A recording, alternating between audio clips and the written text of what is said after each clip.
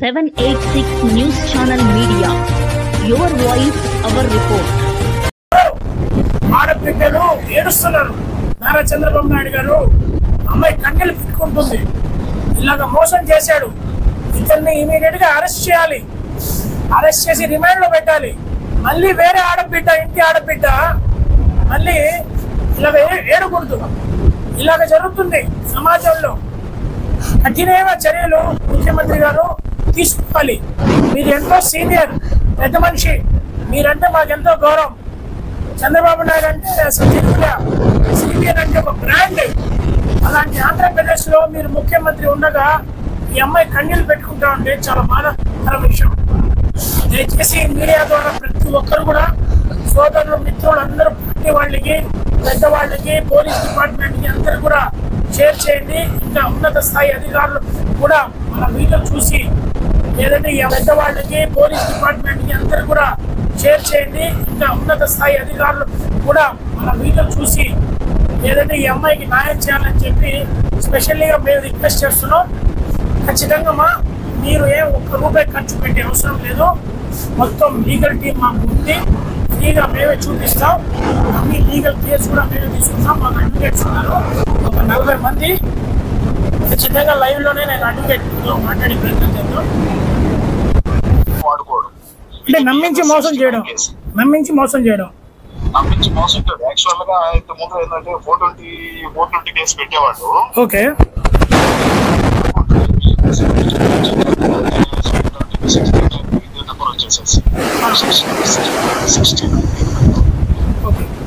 ఇది online case ఒకటి. 10 సంవత్సరాల వరకు ఇప్పుడు స్టైల్ ఉంటుంది. పోలీసులు వెళ్ళాలి అంటున్నారు కదా. హలో, ఎఫ్ఐఆర్ ఫైల్ అయితే వాళ్ళు వెళ్ళాలి, ఖచ్చితంగా వెళ్ళి అక్యూజర్ ని వీళ్ళు అరెస్ట్ చేయాలి. ఒకవేళ ఇట్లా లేకపోతే లుకౌట్ నోటీస్ ఇచ్చి వాళ్ళ ఇన్ఫర్మేషన్ ఇచ్చి వాళ్ళు ఖచ్చితంగా అరెస్ట్ చేయాల్సిందే. ఇది non bailable case, it's a cognisable case offence. Okay sir, అమ్మాయి కన్నీళ్లు పెట్టుకుంటా ఉంది, నన్ను చంపేస్తారని చెప్పి థ్రెట్ ఇచ్చారని చెప్పి అమ్మాయి. పోలీసులు ఉన్నారు కదా, యాక్షన్ అంత భయపడాల్సిన అవసరం లేదు ప్రస్తుతం మనకి. ఆల్రెడీ వచ్చి చెప్పారంట సార్. ఎవరు చెప్పారమ్మా? వాళ్ళ బంధువులు ఇస్తారు. అబ్బాయి తమ్ముడు, వాళ్ళ పెద్ద అబ్బాయి తమ్ముడు చంపేస్తాం మా వాడి గారి జైలుకి వెళ్తే అని చెప్పి అమ్మాయి బాగా భయపెట్టించుకున్నారు. అమ్మాయి మన స్కూల్లో మీడియాకి వచ్చింది. చెప్పండి వాళ్ళకి నీట్గా వెళ్ళి ఎస్ఐ కింద కలవమని చెప్పండి. దిశా పోలీస్ స్టేషన్ హౌస్ ఆఫీసర్ గారిని కలవమని చెప్పండి. వాళ్ళు అన్ని రకాలుగా చర్యలు తీసుకుంటున్నారు. ఎవరైతే వీళ్ళని బెదిరించారో వాళ్ళ మీద కూడా పూర్తి చర్యలు ఉంటాయి. ఇమ్మీడియట్ గా అరెస్ట్ చేయొచ్చు అక్యూజ్డ్ ఎవరున్నాడు. వాళ్ళు చేసిన తప్పులు తెలుసుకొని వాళ్ళు కానీ ఏదైనా ఒక మాటకు వచ్చి వెళ్తే ఏదైనా మాట్లాడి మేము సరి చేసుకుంటాం, తప్పులు సరిదిద్దుకుంటాం అనుకుంటే అది ఒక కౌన్సిలింగ్ ఉంటుంది వాళ్ళకి. అలా కాకుండా వాళ్ళు కానీ రఫ్ అండ్ టఫ్ గా వెళ్తే మాత్రం పోలీసు వాళ్ళు ఖచ్చితంగా యాక్షన్ తీసుకుంటారు. మీరు ఎస్ఐ గారికి, స్టేషన్ హౌస్ ఆఫీసర్ గారికి మీరు పోయి ఇన్ఫార్మ్ చేయండి. ఏం పర్లేదు, భయపడాల్సిన అవసరం లేదు. Okay sir, thank you very much. Welcome to 786 news channel media. ఈ రోజు అయితే రేష్మ బాధితురాలు మన ఆఫీస్ కి, 786 మీడియా ఆఫీస్ కి వచ్చున్నారు. గతంలో హరేంద్ర అని ఒక అబ్బాయితో ప్రేమించింది అమ్మాయి. ఆ అబ్బాయి కూడా ఫస్ట్ నువ్వు కావాలి, నువ్వు లేకపోతే నేను చచ్చిపోతాను, నువ్వు ఉంటేనే నేను బతుకుతానని చెప్పి భాగవా లవ్ ట్రాప్ అని, లవ్ జిహాద్లని ఈ మధ్య కాలంలో ఇన్స్టాగ్రామ్ లో ఒక ట్రెండ్ గా మారింది. రేష్మ జీవితంలో, నిజ జీవితంలో ఏం జరిగిందో రేష్మ మాటల్లోనే తెలుసుకునే ప్రయత్నం చేద్దాం. 786 మీడియా ఎక్స్క్లూజివ్ గా మీకు report, your voice our report అని స్పెషల్ ఇంటర్వ్యూ మేము చూపిస్తున్నాం. మహిళలకి మేము రక్షణగా ఉంటాం. International human right protection commission లో కూడా Nellore district media cell in-charge గా 786 ఫయాజ్ అని నేనున్నా. ఎవరికి అన్యాయం జరిగినా ఒక పౌరుడుగా, న్యాయపరంగా, చట్ట ప్రకారంగా, లీగల్ గా మాకు లీగల్ టీం కూడా ఉంది. ఖచ్చితంగా మేము ఎవరికి అన్యాయం జరిగినా మేము ఖచ్చితంగా మీ వెంట ఉంటాం. చెప్పండి రేష్మ గారు, ఏం జరిగింది మీకు? సార్, నా పేరు రేష్మ సార్, మా ఉదయగిరి. ఆ పరుచూరి హరేంద్ర అనే అబ్బాయి నాకు 2 సంవత్సరాల క్రితం పరిచయం అయ్యాడు సార్. హాస్పిటల్కి వచ్చింటే అక్కడ ఆ రోజు మా అక్కడ రోజు పరిచయం అయ్యాడు. పరిచయం అయిన తర్వాత ఆ రోజు నెంబర్ మార్చుకున్నారు. నెంబర్ అడిగారు, ఇచ్చాను, తీసుకున్నాడు. ఫ్రెండ్ గా మాట్లాడుతా వచ్చాడు. ఒక 2 నెలల దాకా ఫ్రెండ్ గా మాట్లాడి అతని గురించి నేను, నా గురించి అతను బాగానే తెలుసుకున్నాము. తెలుసుకున్న తర్వాత ఒక ఫ్రెండ్షిప్ బాండింగ్ అనేది ఏర్పడింది. తర్వాత మళ్ళీ ఒకసారి రా మాట్లాడదాం హాస్పిటల్ అని చెప్పాడు. వెళ్ళాను సార్, మేము నేను చూపించుకోవడానికి వెళ్ళున్నాను. అక్కడికి అతను కూడా వచ్చాడు. వచ్చిన తర్వాత నేను పెళ్లి చేసుకోవాలనుకుంటున్నాను, మీ ఇంట్లో వాళ్ళని ఒప్పించుకో అని చెప్పి నన్ను అడిగారు సార్. అడిగితే వద్దు, మాకు ఇలాంటివన్నీ వద్దు అని చెప్పేసి నేను ఆ రోజు కూడా కోప్పడు ఇంటికి వచ్చేసాను. వచ్చేసిన తర్వాత మళ్ళీ తను ఫోన్ చేసి, లేదు నేను పెళ్లి చేసుకోవాలనుకుంటున్నాను, నీవు ఏమైనా చెప్పుకో, నాకు సంబంధం లేదు, నేను కావాలంటే మీ ఇంటికి వచ్చి మాట్లాడతాను ఇప్పుడే అని చెప్పాడు. వద్దు బాబు, ఇలాంటివన్నీ మా ఇంట్లో వాళ్ళు ఒప్పుకోరు, అంతకు ముందే నాకు ఇదంతా జరిగింది, నా లైఫ్ లో ఇలా జరిగింది కాబట్టి ఇంకా నాకు అసలు ఇంట్రెస్టే లేదు పెళ్లి గురించి. నువ్వు ఫ్రెండ్ గా మాట్లాడుతున్నావు కాబట్టి మాట్లాడే, కొన్ని రోజులు మాట్లాడిన తర్వాత మళ్ళీ ఎవరి పని వాళ్ళు చూసుకుని గమ్ముగా అయిపోదామని చెప్పాను. లేనే లేదు, నేను ఒప్పుకోను, నాకు నువ్వు అంటే ఇష్టం ఉంది, అందుకే నేను నీతో మాట్లాడుతూ వచ్చాను. అందులో ఇప్పుడు నువ్వు పూర్తిగా ఒప్పుకున్నావు నీ జీవితం మీద అని చెప్పిన తర్వాత కూడా నాకు ఇంకా నీ పైన ఇష్టం కలిగింది కాబట్టి నేను ఇంకా వదులుకోదలుచుకోలేదు. నేనైతే సరే రా అయితే మళ్ళీ ఒకసారి మాట్లాడదామని చెప్పాడు సార్. మళ్ళీ నెల తర్వాత మళ్ళీ వెళ్ళాను హాస్పిటల్కి. వెళ్ళి మాట్లాడుతూ ఉంటే ఫుడ్ తినేద్దామని చెప్పేసి హోటల్కి వెళ్ళాను సార్. బయటికి వెళ్ళేసరికి అది అక్కడ ఫుడ్ తినలేదు సార్, అది ఫుడ్ హోటల్ కాదు, రెస్టారెంట్ కింద ఉంది. పై ఫ్లోర్ లో ఇది హోటల్, తన రూమ్ తీసుకుని ఉన్నాడు సార్. ఆ రూమ్ లోకి వెళ్ళాము. వెళ్ళిన తర్వాత ఏంటి ఇది రూమ్ లోకి తీసుకొచ్చావు ఏంటి అని చెప్పి అడిగితే, లేదులే ఏం కాదు, మాట్లాడుకుందాం కాసేపు కూర్చో అని చెప్పి ఇంకా అక్కడే మాట్లాడుకుంటూ సాయంత్రం దాకా ఉన్నాం సార్. అక్కడి నుంచి మా ఫిజికల్ రిలేషన్ అనేది ఏర్పడింది. ఇంకా తర్వాత అక్కడి నుంచి బయట ఎన్ని సంవత్సరాల నుంచి మీరు రిలేషన్షిప్ లో ఉన్నారు? 23 నుంచి మాకు అబ్బాయి నాకు పరిచయం సార్. 2 ఇయర్స్ అయిపోయింది, 2 ఇయర్స్ దాటింది సార్. 3rd ఇయర్ లో కూడా ఎంటర్ అయ్యాము. అయితే ఈ 4 నెలల నుంచి మా ఇద్దరి మధ్య గొడవలు జరుగుతున్నాయి. అంటే అది కూడా ఎందుకనంటే అబ్బాయి నాకు వేరే మమ్మల్ని పెళ్లి చేసుకోమని చెప్పి ఇబ్బంది పెడుతున్నారు అనే విధంగా. వాళ్ళ ఇంట్లో కూడా నా విషయం తెలుసు సార్. చెప్పాడు ఆ అబ్బాయి, నేను పలానా అమ్మాయిని, ఇలా ముస్లిమ్స్ అమ్మాయిని నేను ఇష్టపడుతున్నాను, అమ్మాయిని పెళ్లి చేసుకోవాలనుకుంటున్నాను అని చెప్పి చెప్పాడు. వాళ్ళ అమ్మలు ఏమన్నారంటే, వద్దులు నాయన మనకి ఎందుకు అది అని చెప్పి ఒకసారి అరిచారు. తర్వాత కూడా ఈ అబ్బాయి ఇంకేం పట్టించుకోలేదు వాళ్ళ అమ్మల మాటలు. వాళ్ళ తమ్ముడికి ఏదో ఒక ఉద్యోగం వచ్చిన తర్వాత చేసుకుంటాను, ఆగు అని చెప్పి చెప్తా వచ్చాడు. ఇంకా వాళ్ళ అమ్మలు కూడా ఏమన్నారో ఏమో నాకైతే తెలియదు. నేను కూడా మధ్యలో చెప్పాను సార్, వద్దులే హరేంద్ర, వదిలేయి, ఎవరి జీవితం వాళ్ళు చూసుకుందాము, నేను ఆ కమిటీ వేరు మీరు వేరు కదా అని చెప్పి చెప్పినా కానీ అబ్బాయి పట్టించుకోలేదు సార్. ఎవరైనా నాకు అవసరం లేదు, నేను అవసరం, ఇంకా మీ వాళ్ళు నాకు ఇవ్వరు, మీ కమిటీలో నుంచి అంటే మీ వాళ్ళు నన్ను రానివ్వరు అనేసి నువ్వు ఫీల్ అయితే ఖచ్చితంగా మీ మతంలోకి మారుతానే తప్పక నేనైతే నేను వదులుకోలేనని చెప్పి ముస్లింలోకి మారుతాను, నేను కూడా కథనా చేయించుకుంటాను మీ వాళ్ళకి, అలా చేయించుకుంటే నేను ఇస్తానంటే ఖచ్చితంగా చేయించుకుంటానే తప్పక నేనైతే వదులుకోలేను అని చెప్పాడు సార్. అంత మంచిగా మాట్లాడుతుండేసరికి నేను కూడా నిజంగానే వాళ్ళలోకి మారుతాడేమో అని చెప్పేసి నేను కూడా అనుకునేసి అతను కూడా నేను దగ్గర అయ్యాను. దగ్గర అయిన తర్వాత కూడా సంవత్సరం తర్వాత కూడా నేను చెప్పాను సార్, వద్దులే హరేంద్ర, వదిలేయి, ఎవరు బతుకోవాలి బతుకుదాము, నేను వేరే పెళ్లి చేసుకుంటాలే, నువ్వు ఎందుకు ఇబ్బంది పడ్డాము మీ అమ్మోళ్ళ చేతిలో, ఎందుకు అంటే నీ ఫ్యామిలీ పరంగా ఎందుకు ఇబ్బంది పడతావు, వదిలే అని చెప్పాను సార్. అయినా కానీ నేను వదలను అన్నాడు. వదలనంటే నేను చాలా రోజులు చెప్తా వచ్చాను సార్, వదిలే అబ్బా ఎందుకు ఇదేదని చెప్పి, కానీ తను వినలేదు. ఇంకా వినకపోయేసరికి నాకు కూడా అనిపించింది తను సిన్సియర్ గా ఉన్నట్టున్నాడు, నేను ఎందుకు ఇంకా వదిలేస్తాననే మాటలు మాట్లాడాలని చెప్పి అప్పటి నుంచి సంవత్సరం తర్వాత నుంచి నేను కూడా అతని పైన బాగా డిపెండ్ అయిపోయాను సార్. అతను ఇంకా ఫోన్ చేయకపోతే నా వల్ల అయ్యేదే కాదు అతను మాట్లాడకుండా ఉంటే. అంత పిచ్చిగా నన్ను ఇష్టపడి, అంత పిచ్చిగా నన్ను మాట్లాడి, ఒక నెల తర్వాత తను నెల నుంచి సరిగా మాట్లాడటం లేదు ఏందని చెప్పి నేను ఫోన్ చేసి అడుగుతుంటే, నేను మా అమ్మోళ్ళు వేరే పెళ్లి చేసుకోమన్నారు అని చెప్పాడు సార్. జూన్ లో ఎందుకు పెళ్లి చేసుకోమంటున్నావు, పెళ్లి మ్యాటర్ ఎందుకు వచ్చింది, నా గురించి చెప్పావు కదా, నన్ను ఎందుకు ఇట్లా అయితే ఇన్ని రోజులు ఆపావు, నేను ఎప్పుడు వెళ్ళిపోతాను అన్నాను కదా అని చెప్పి అడిగాను సార్. లేదులేమో నేను ఊరికే చెప్తున్నాను, మా ఇంట్లో వాళ్ళు చెప్తే నేను ఎందుకు చేసుకుంటాలే, ఏం పట్టించుకోవద్దని చెప్పి మళ్ళీ నాకు ధైర్యం చెప్పాడు. సరే మళ్ళీ నెల్లూరు రా మాట్లాడదామని చెప్పాడు. వెళ్ళాను సార్. వెళ్ళిన తర్వాత ఆ రోజు కూడా నాతో మామూలుగానే మాట్లాడి, సరే ఇంకో 2 నెలలు అలా మేము పెళ్లి చేసేసుకుందాము, ఇంకా నేను వెయిట్ చేయలేను, నువ్వు దూరంగా ఉంటున్నావు నాకు అని చెప్పి చెప్పాడు సార్. ఇంకా నేను దూరంగా ఉండలేదు, ఏం లేదు లేప అనేది అని చెప్పిన తర్వాత మళ్ళీ ఇంటికి వచ్చాము. ఇంటికి వచ్చేసిన తర్వాత తను ఆ రోజు నుంచి అతను వాళ్ళ ఊరికి వెళ్ళాడు, నేను మా ఊరికి వచ్చేసాను. అతను నేను ఊరికి వెళ్తున్నా కానీ అతను వచ్చి నన్ను మా ఊరు దగ్గర దాకా వచ్చి కూడా నన్ను అక్కడ డ్రాప్ చేసి తను వెళ్ళేవాడు సార్ వాళ్ళ ఊరికి. ఇంకా అతను సరిగా ఫోన్ మాట్లాడటం లేదు. ఇంటికి వెళ్ళిన తర్వాత ఏమైంది అని చెప్పి అడిగితే ఇంకా నాకేం చెప్పలేదు, సరిగా ఫోన్ ఎత్తట్లేదు, మాట్లాడటం లేదు ఆ రోజు నుంచి. ఏమైందని చెప్పి నేను గట్టిగా నిలదీస్తే నాకు మా ఇంట్లో వాళ్ళు పెళ్లి చేసుకోమన్నారు, అందుకని చెప్పి నేను పెళ్లి చేసుకోవాలనుకుంటున్నాను అని చెప్పి వేరే అమ్మాయి ఫోటో పెట్టారు సార్ నాకు. ఇంకా ఆ రోజు నాకు కోపం వచ్చేసి, నువ్వు ఇలా చేస్తావా, నువ్వు ఫస్ట్ వచ్చి నాతో మాట్లాడతావా అని చెప్పి గట్టిగా అడిగాను. అడిగేసరికి నేను రాను, ఏం చేసుకుంటూ చేసుకోపో అన్నాడు సార్. ఇంకా తర్వాత నువ్వు ఇలా అంటావా అని చెప్పి నేను వాళ్ళ ఊరికి వెళ్ళి మీ అమ్మతోనే మాట్లాడతాను, నేను ఇవన్నీ నువ్వు మీ అమ్మ పైన పెడుతున్నావు కదా అని చెప్పి ఇవ్వంటే, మా అమ్మ కాడికి వెళ్ళొద్దు, నేను ఇదంతా అబద్ధం చెప్తున్నాను నీకు, నేను కావాలని వేరే అమ్మాయి ఫోటో ఊరికేనే పెట్టాను, మా ఇంట్లో వాళ్ళకి ఏం తెలియదు, నువ్వు వెళ్ళబాకు, వాళ్ళు చచ్చిపోతారు అని చెప్పి మళ్ళీ నన్ను ఆపాడు సార్. ఆపిన తర్వాత మళ్ళీ ఒక 10 రోజులు మళ్ళీ ఆగిన తర్వాత కూడా ఆ అబ్బాయి ప్రవర్తనలో అలాగే మార్పులు వస్తున్నాయి తప్ప అతను ముందుట్లాగా ఉండకపోయేసరికి నాకు డౌట్ వచ్చి మళ్ళీ నేను గ్రీవెన్స్ కి వెళ్ళి కంప్లైంట్ చేశాను సార్.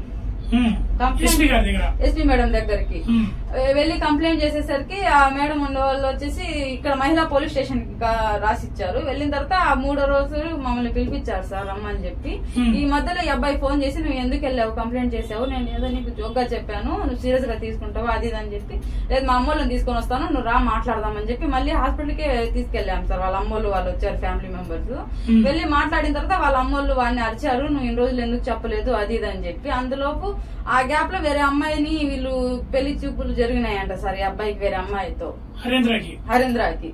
ఇంకా వాళ్ళ అమ్మ అరిచి, లేదు ఆ పిల్లకి ఏదో ఒకటి చెప్పుకుంటాంలే మేము, నువ్వు గమ్ముకున్నామా, నువ్వేం గలబా చేయొద్దు, ఇంకో గలబా చేసుకుంటే మీ వాళ్ళు మా వాళ్ళు అనేది గలబాలు అయిపోతాయి, మీరిద్దరు గమ్ముకుండండి, గుడికి తీసుకెళ్లి అక్కడ మీరు పెళ్లి చేసుకునేసి మీ బతుకు మీరు బతకండి. నమ్మించి మోసం చేశాడు, ఖచ్చితంగా నమ్మించే మోసం చేశాడు సార్. లేకపోతే నేను అతని కాడికి వెళ్లేదాన్నే కాదు. అసలు అతను ఎవడో, వాడి ఇల్లు ఎక్కడో, వాడి ముఖం తప్ప నాకేం తెలియదు. అబ్బాయికి జాబ్ ఉన్న విషయం కూడా నాకు తెలియదు సార్. జస్టిస్ ఏం కావాలి ఇప్పుడు? నాకు అబ్బాయి పెళ్లి చేసుకుంటానని మోసం చేసి నన్ను వాడుకున్నాడు కాబట్టి నాకు ఖచ్చితంగా పెళ్లి చేసుకోవాలి సార్. నాకు వేరే ఏమొద్దు, నాకు ఇంకా ఏది జరిగినా కూడా నేను ఒప్పుకోలేను సార్, నేను తీసుకోలేను. అబ్బాయి నన్ను ఖచ్చితంగా పెళ్లి చేసుకోవాల్సిందే.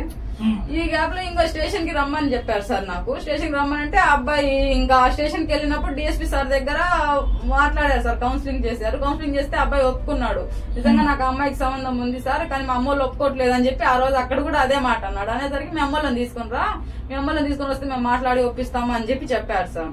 ఇంకా ఆ రోజు మళ్ళీ ఇంటికి వచ్చేసి మళ్ళీ 3వ రోజు రమ్మని చెప్పారు. ఇంకా అప్పటి నుంచి అబ్బాయి రాలేదు. నేను వెళ్తున్నాను వస్తున్నాను, ఏమైంది సార్ అంటే వాళ్ళు ఏం చెప్పలేదు నాకు.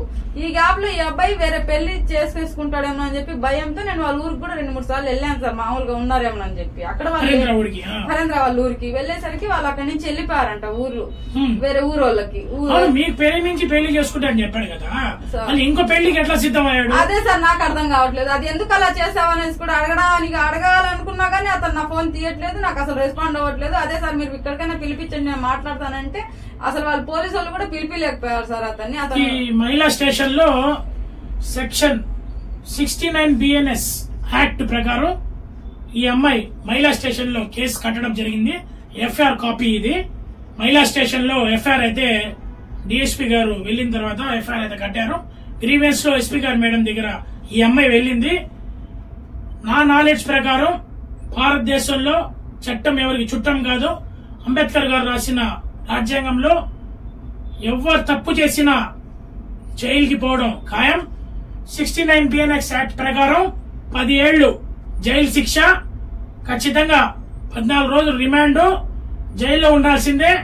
ప్రేమించి నమ్మించి నిన్ను పెళ్లి చేసుకుంటానని చెప్పి శారీరకంగా మానసికంగా మహిళల్ని ఎవరైనా వాడుకుంటే ఇటువంటి కేసులే పడతాయి. దయచేసి ఆడబిడ్డల జోలికి వెళ్ళబాకండి. ఒకవేళ మీరు నిజంగా ప్రేమిస్తే పెళ్లి చేసుకోండి. ప్రేమించడం నేరం కాదు, ఈ భారతదేశంలో కాదు, ప్రపంచంలో మీరు ఎక్కడైనా ప్రేమించండి, పెళ్లి చేసుకోండి. నమ్మించి మోసం చేయడం, గొంతు కోయడం అది మాత్రం క్రిమినల్ యాక్టివిటీ. ఎవరైనా పాల్పడితే డైరెక్ట్ గా జైలుకి వెళ్తారు. ఈ అమ్మాయి చూడండి, రేష్మ కన్నీళ్లు పట్టుకుంటా ఉంది. ఖచ్చితంగా ఈ అమ్మాయికి న్యాయం జరిగేదాకా 786 మీడియా ఖచ్చితంగా అండగా ఉంటుంది. అదేవిధంగా డిఎస్పీ గారితో కూడా లైన్ కలిపే ప్రయత్నం చేద్దాం.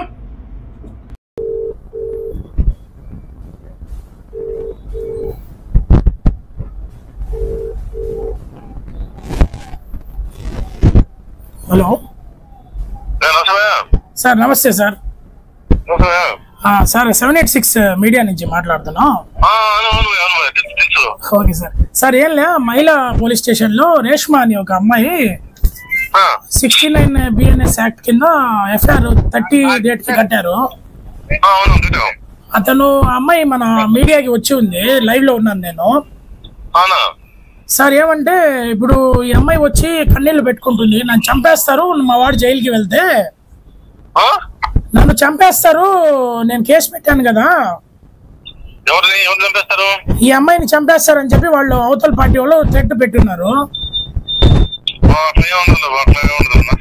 అది అరెస్ట్ చేశారా అతన్ని?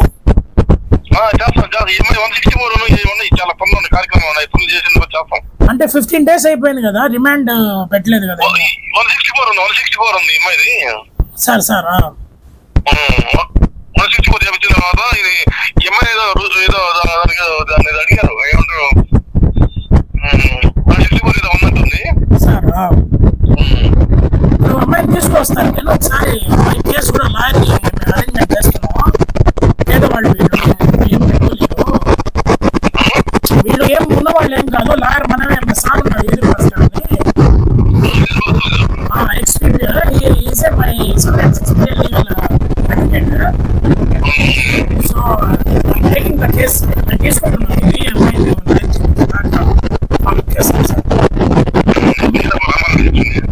మీరు కూడా కొద్ది కోఆపరేట్ చేయండి సార్.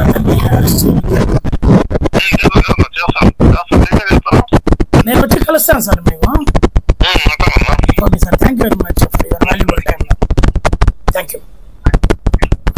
ఇది అంటే మహిళా డిఎస్పీ గారితో కూడా ఈరోజు మాట్లాడాను లైవ్ లో.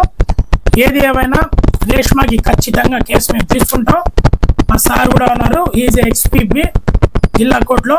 ఆయనకి మంచి అడ్వకేట్స్ తో చాలా మందితో పరిచయాలు ఉన్నాయి. అవసరం అయితే జిల్లా కోర్టు కాదు హైకోర్టు కూడా వేస్తాం కేసు. ఖర్చులన్నీ మేము భరిస్తాం.